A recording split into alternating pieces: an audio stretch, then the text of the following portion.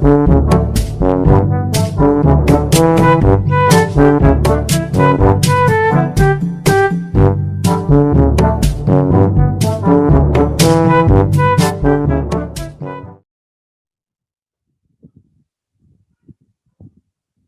ya, kita mulai saja. Ya, halo Devita. Baik, kita segerakan mulai saja anak-anak. Oh ini banyak yang mau gabung. Bentar. Nadia Siska, kok ini cukup banyak belum bisa. Baik, kita mulai. Bismillahirrahmanirrahim. Assalamualaikum warahmatullahi wabarakatuh. Salam sejahtera. Waalaikumsalam warahmatullahi wabarakatuh. Ya. Ini di recording ya, direkam, jadi biar masuk. Baik untuk anak-anak semua. Sebentar, saya cek dulu ngerekord apa enggak ya? Pak Eri lupa. Oh ya, masih ngerekord. Oke. Masih direkam. Oh, ganti sekarang yang nongol ya. Yang nongol sekarang Sevira.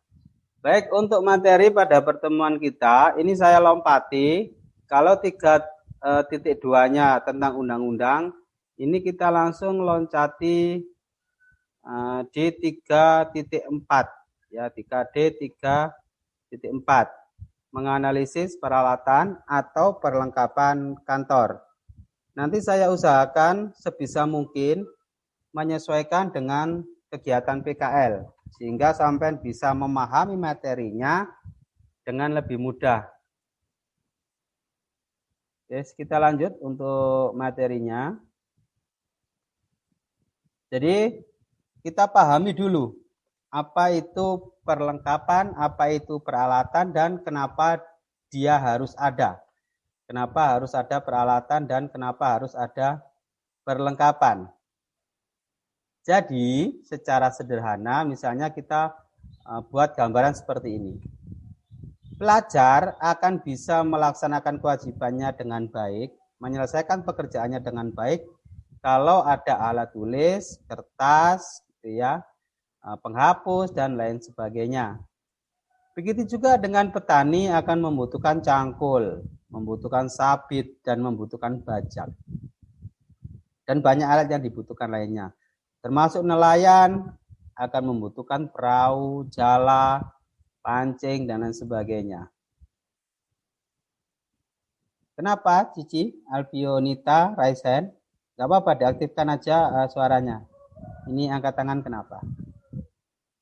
Dan sopir akan membutuhkan mobil. Jadi pada intinya, setiap pekerjaan akan membutuhkan alat maupun perlengkapan untuk menyelesaikan pekerjaan tersebut.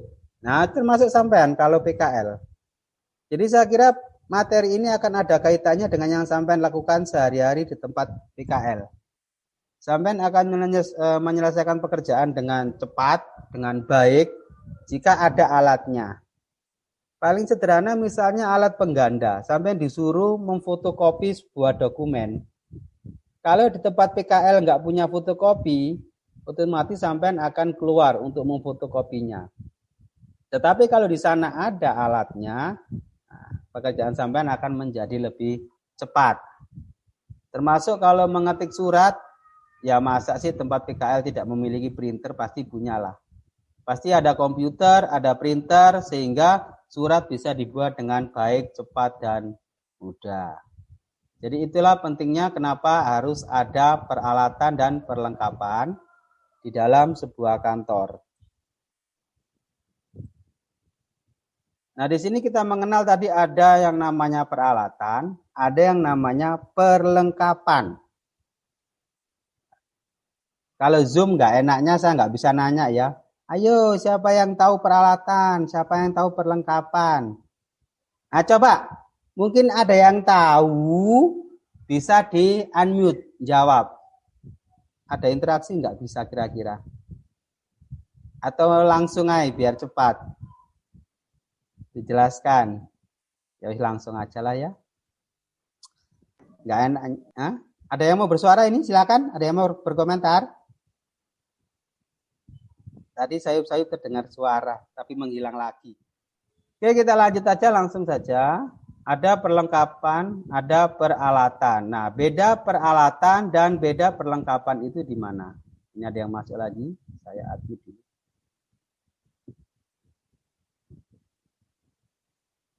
Kalau peralatan itu meliputi benda-benda yang ukurannya relatif lebih besar dan digunakan dalam jangka waktu yang lebih lama. Jadi pokoknya di tempat PKL sampean kalau ada alat ukurannya relatif. Kenapa dikatakan relatif? Ada juga kan sekarang peralatan itu yang kecil, kayak kalkulator kan kecil. Makanya disebut dikatakan relatif. Umumnya relatif itu sebagian besar. Itu ukurannya lebih besar, penggunaannya juga lebih lama. Itu namanya alat-alat. Ada meja, kursi, lemari, komputer, pesawat telepon, dan lain sebagainya. Jadi yang tergolong alat itu yang dilihat dari ukurannya yang lebih besar, penggunaannya lebih dari sekali. Begitu. Oleh karena itu, harganya juga tentunya lebih mahal. Karena lebih mahal, ya perawatannya harus lebih ekstra sehingga lebih awet.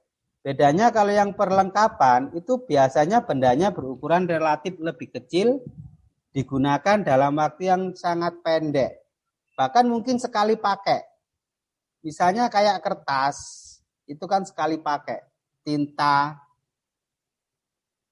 Mengkategorikan barang sekali pakai itu bukan berarti begitu dipakai enggak habis, itu bukan barang sekali pakai, Pak. Misalnya kayak tinta printer, kan bisa dipakai ngeprint berkali-kali. Itu bukan itu yang dimaksud barang habis pakai itu.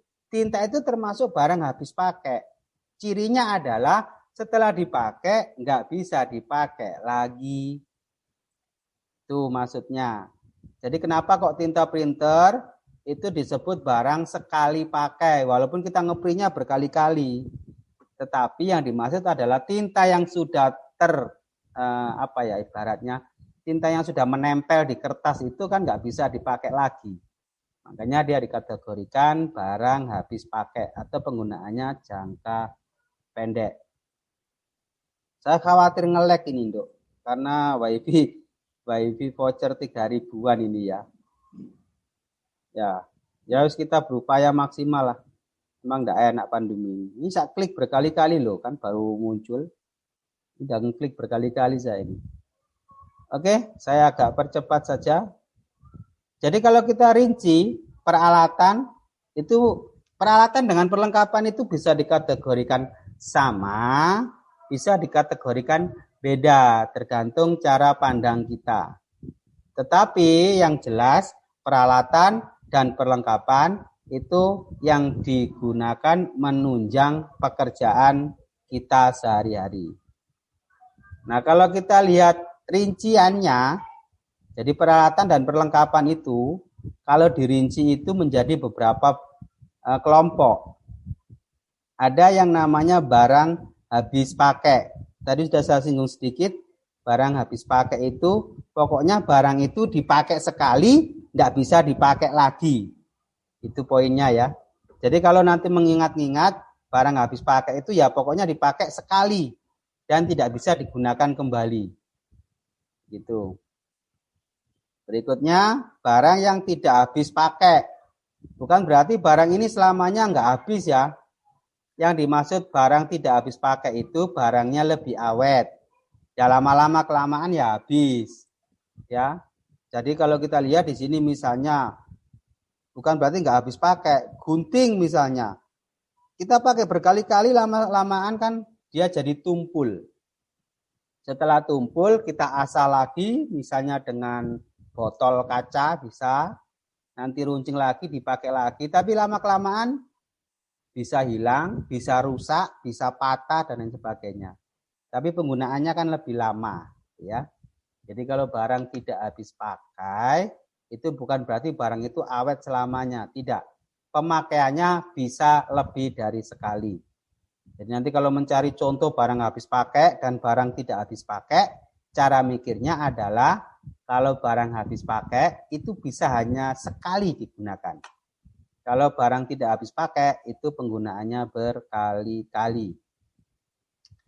Berikutnya ada yang namanya mesin kantor. Saya kira nggak terlalu ribet ya, namanya mesin, pokoknya yang sampai lihat dia adalah mesin. Ciri-cirinya ya tentu saja ada listriknya, ada alat penggeraknya, yaitu mesin. Nah, mesin ketik. Loh Pak, mesin ketik kan nggak ada listriknya. Nah, makanya tadi saya bilang, ada listriknya, ada penggeraknya, itu namanya mesin. Ya, bahkan mesin tik pun ada yang mesin listrik loh. Mesin tik listrik itu ada. Jadi kalau mesin kantor ya berhubungan dengan mesin-mesin. Saya kira nggak terlalu sulit untuk menemukannya ya. Ada pesawat kantor. Nah ini istilah pesawat kantor ini jangan fokus ke pesawat terbang dan lain sebagainya ya. Pesawat kantor itu alat yang digunakan untuk berkomunikasi. Nah ini intercom, tahu intercom Dok? Di tempatnya ada yang menggunakan intercom nggak? Mungkin tahu intercom. Dikenal dengan istilah intercom atau interphone. Jadi kalau di OTKP kita punya, itu alat digunakan untuk melakukan panggilan, kayak telepon begitu, tetapi hanya terbatas di kantor itu. Nah, misalnya dari ruang manajer ke ruang asisten misalnya. Dia menggunakan alat seperti telepon, tapi tidak pakai jaringan telepon, hanya pakai kabel. Mungkin di beberapa tempat PKL ada ini, tapi sampai mungkin nggak tahu namanya. Jadi cirinya adalah dia tidak membayar tagihan telepon. Dia biasanya menggunakan baterai atau menggunakan listrik dan kabel saja. Tuh, misalnya mau nelpon ke ruang A, tekan tombol berapa begitu. Nanti kalau masuk ke lab akan saya tunjukkan. Jadi dia bentuknya seperti telepon tetapi tidak menggunakan jaringan telepon. Itu pesawat kantor. Interior kantor, nah, tahu kan interior itu apa? Interior itu gampangannya ya hiasan. Jadi interior kantor berarti hiasan kantor, gambar, lampu, vas bunga, dan lain sebagainya. Jadi yang berhubungan dengan interior itu hiasan. Mungkin ada lukisan, ada tirai, dan lain sebagainya. Ya, sebentar masih ada yang join ya. Saya gabungkan dulu. Baik, kita lanjut. Maaf kita tidak melama-lama ya. Loh, ini kan sudah mulai bulat lagi saya. Nah ini pengayaan, ayo bersiap-siap. Jadi sebelum lanjut saya mau beri pengayaannya dulu. Ini nanti termasuk nanti kelas B akan saya berikan pengayaan ini. Jadi sampean sudah dapat bocoran terlebih dahulu. Nanti ini digunakan untuk di salah satu Google Classroom ya. Jadi sampean dapat bocoran dari Zoom. Bersiap-siap diperhatikan pengayaannya adalah istilah tabel berikut. Ini harus sesuai dengan kenyataan di tempat PKL sampean ya. Jadi istilah tabel berikut. Nah, di sini saya sudah memunculkan ada tabel pekerjaan yang dilakukan. Pekerjaan yang dilakukan. Nah, peralatan yang digunakan apa? Pekerjaan yang dilakukan, peralatan yang digunakan apa? Contoh, misalnya meregister surat. Paham istilah meregister surat sekarang? Kalau paham silakan bisa mengangguk-angguk atau merespon. Ada yang masih belum tahu meregister surat? Atau mungkin belum pernah dapat pekerjaan meregister surat? Ya, ini nggak ada yang komen. Nggak ada yang tahu meregister surat. Tahu enggak? Oh, enggak tahu, ada yang enggak tahu ya. Eka belum tahu meregister surat. Jadi meregister surat itu mencatat surat yang masuk. Biasanya ini di kantor kecamatan, di kantor KUA, itu ada. Jadi kalau ada surat dicatat dulu dalam buku yang besar. Sayang buku besar saya agak jauh ya. Kalau dekat tak ambilkan contoh. Pokoknya bukunya itu tebal. Jadi ditulis dulu. Di buku tebal itu namanya meregister surat. Nah, saat meregister surat, menggunakan peralatan apa saja. Atau pekerjaan menggandakan dokumen. Nah, alat yang digunakan apa saja. Atau perlengkapan yang digunakan apa saja. Untuk menyelesaikan pekerjaan tersebut. Kira-kira dengan tugas ini yang masih belum paham, silakan merespon. Kalau tidak ada respon, saya anggap semua paham tugasnya. Jadi ini nanti akan saya munculkan di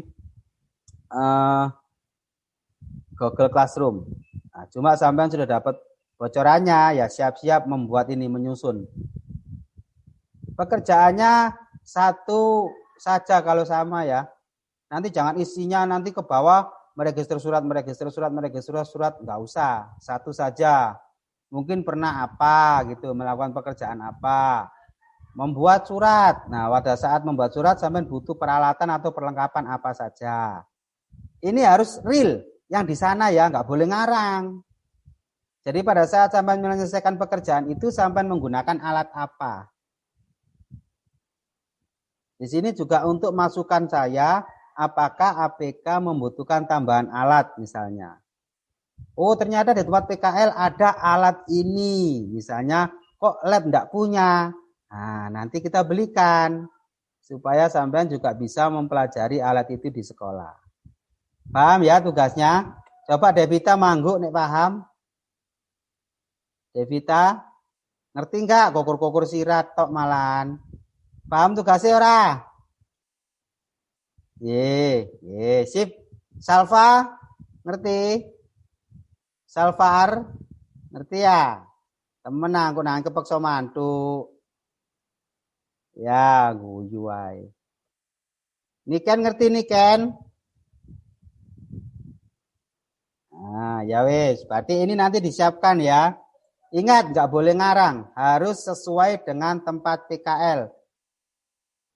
Karena tempat PKL mungkin alatnya beda-beda. Kalau misalnya contoh di rumah tantenya Ega misalnya, kalau menggandakan ya pakai fotokopi. Kalau di lab bukan fotokopi yang dipakai, tapi printer scan. Ya toh? Nah kan beda alatnya antara mesin fotokopi dengan printer scan. Nah digolong nang disapu Dut. Bapak wis masih Zoom kata ya apa Zoom di rumah memang ya sing ini. Nanti siapa kok ada anak kecil-kecil sok teko. Oke, kita lanjut kalau udah paham dengan tugasnya. Loh kan diklik melambat banget iki. Ayo, sudah diklik kok nggak jalan. Oke. Nah, sekarang kita kelompokkan ya. Ini terakhir lah, materi terakhir kayaknya sudah nggak kuat juga ini jaringan saya. Materi terakhir di Zoom kita itu di kelompok peralatan sajalah dulu ya. Ya mau gimana memang maklum lah voucher 3.000-an. Kalau Ega sih enak pakai internet gratis. Devita gratis ya internetnya. Gratis apa beli Dev?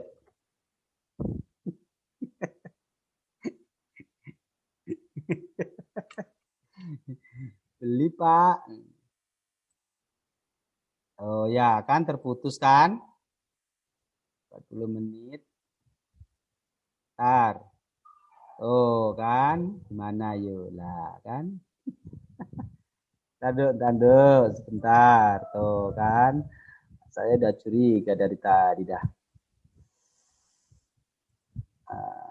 Ntar ya. Ntar, habis ini saya lanjut. Masih lancar ya. Siap. Ayo ini materi terakhir lah. Ayo sudah melemah punya Pak Heri ya.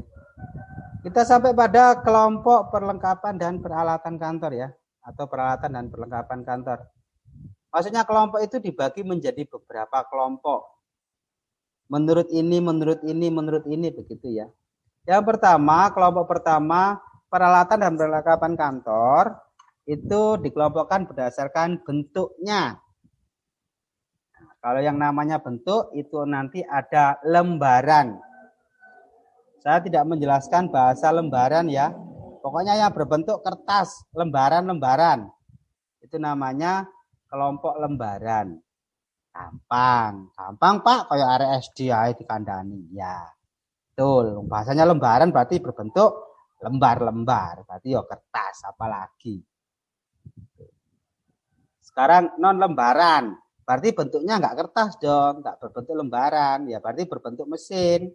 Nah ini kalkulator, stapler, perforator, dan lain sebagainya. Terakhir berbentuk buku, yang namanya berbentuk buku pasti di packing. Nah, seperti ini. Jadi, peralatan dan perlengkapan kalau dilihat dari segi bentuknya, ada yang keluar masuk ya. Itu ada lembaran, non-lembaran, dan berbentuk buku. Biar cepat. Nah, ini sudah mulai macet lagi punya saya. Kelompok peralatan sekarang dari segi penggunaannya. Penggunaannya, nah ini ada habis pakai, tadi udah dijelaskan loh ya, yang habis pakai. Pokoknya dipakai sekali, sudah nggak bisa dipakai lagi. Berikutnya ya tidak habis pakai, berarti sing awet penggunaannya. Nah ini contoh ya. Ya nanti cari lagi yang lain lah. Kalau mau cari contoh paling gampang ya di tempat PKL aja sampai mengeri. Oh ini habis pakai, oh ini tidak habis pakai, oh ini bentuk lembaran. Oh ini bukan lembaran.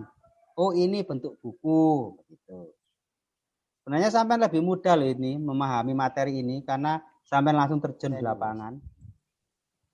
Sekarang menurut jenisnya. Kalau menurut jenisnya ada istilah perbekalan kantor. Perbekalan yaitu alat yang digunakan untuk membantu. Itu namanya perbekalan. Misal, jadi alat yang ini nih, kata kuncinya alat bantu bahan yang digunakan membantu pelaksanaan pekerja. Jadi alat bantu dia berbentuk bahan. Ya ini kalau kita lihat misalnya kayak gunting. Bisa saja kita memotong kabel dengan gigi misalnya kan. Tapi kan lebih enak dengan gunting. Jadi ibarat kata perbekalan itu tidak wajib. Tetapi kalau ada akan sangat membantu. Kita membuat tabel. Boleh nggak pakai penggaris? Boleh. Tapi kan nggak rapi. Kalau ada penggaris lebih bagus. Tapi apakah kalau nggak ada penggaris tabelnya nggak jadi? Ya jadi tetap. Cuma kalau dengan penggaris lebih cepat, lebih bagus. Inilah makna perbekalan. Nanti juga di tempat PKL dilihat. Mana dia termasuk bagian perbekalan atau tidak. Karena nanti itu termasuk bagian yang akan saya tanyakan di laporan akhir PKL kalian nanti. Apakah nilainya harus saya turunkan atau tetap atau dinaikkan. Tergantung nanti sampean bisa jawab enggak pertanyaan-pertanyaan dari saya. Sehingga ketahuan, oh ini PKL-nya temenan. Oh ini PKL-nya nganut-nganut. Gitu. Nanti ketahuan dari cara sampean menjawab.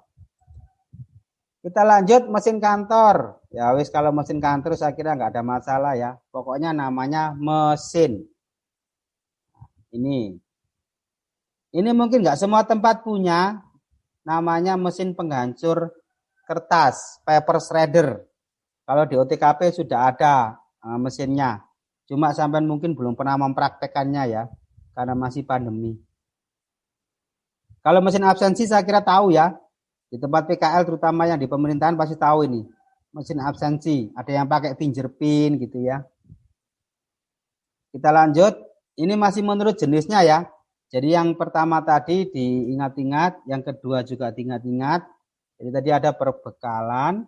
Ada mesin. Nah, sekarang ada pesawat kantor. Tadi juga sudah kita singgung sedikit. Ya. Jadi pesawat ya untuk komunikasi. Perabot. Nah, ini perabot itu umumnya ya terbuat dari kayu atau besi. Tetapi dia juga bukan alat utama. Makanya namanya perabot. Ya wis meja, kursi gitu ya. Ya tempat-tempat yang menunjang sajalah. Ada papan pengumuman. Apakah pengumuman bisa ditempel di tembok di mana saja? Bisa. Tapi kalau ada perabot, ada papan pengumuman kan lebih praktis, lebih bagus, lebih rapi. Ya, kita masih fokus pada jenisnya. Ini ada yang terakhir hiasan kantor. Saya kira hiasan tadi juga sudah kita singgung ya. Yang benda-benda untuk menghias kantor. Ada gambar, ada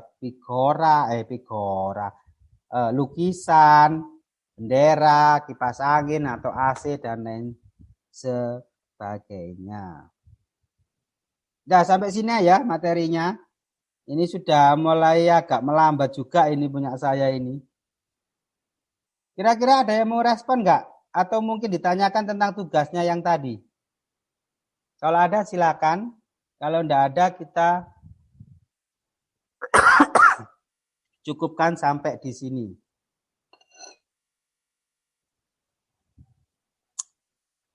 Enaknya kalau Zoom di rumah ada kopi ya. Guyuai mudatul mufarika. Ya, tertawa dan tersenyum dia.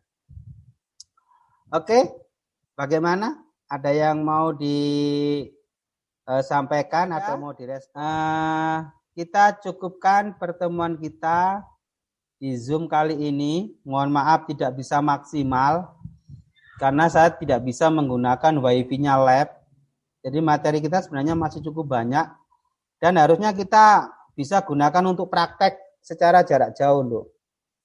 Misalnya saya tunjukkan tadi ada paper shredder.